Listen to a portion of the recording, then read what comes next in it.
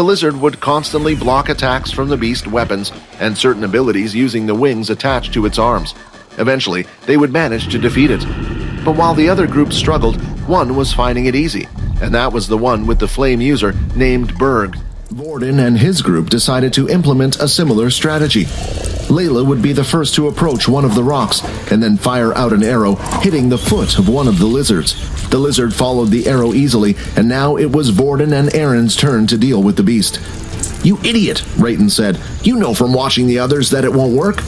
"Either shut up or help," Vorden shouted as he continued to throw the ice spikes. But proceeding this way would take far too long. Before he knew it, he could see Aaron up in the air with her long sword held in her hand.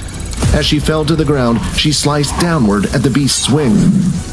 Now, with one wing frozen in place, Vorden was finally able to throw an ice spear directly into its body, killing it. "Did we finally do it?" Layla said, looking at the thing. She quickly extracted the crystal and placed it inside her small bag for now. "This is a problem," Aaron said. "It is taking us far too long to kill a single one of them.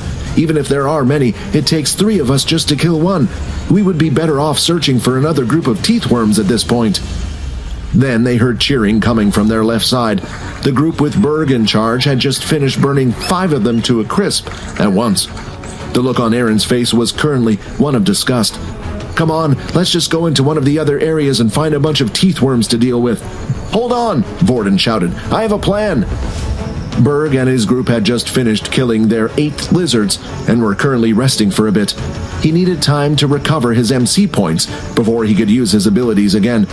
"I still have a long way to go," Berg said, looking at his hand.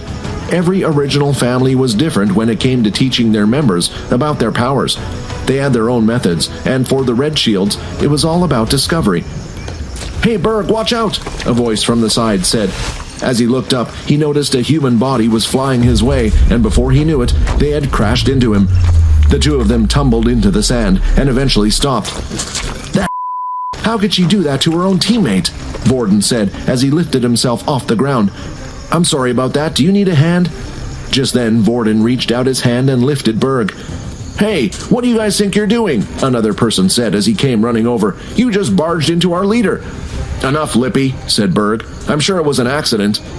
Lippy, who was also a part of Berg's team, was surprised by his actions. If a person usually did something like this, he would have burnt them by now. But the reason was simple. When Berg looked at Vorden's watch, it currently displayed the power level of 8 on it. "We're sorry," Layla said as she came running over with Aaron behind. "Our idiot teammate was being annoying, and I just needed to throw him somewhere." "Don't worry about it," Berg said. "Accidents happen." After apologizing, the 3 of them decided to leave the group be and go hunting once again.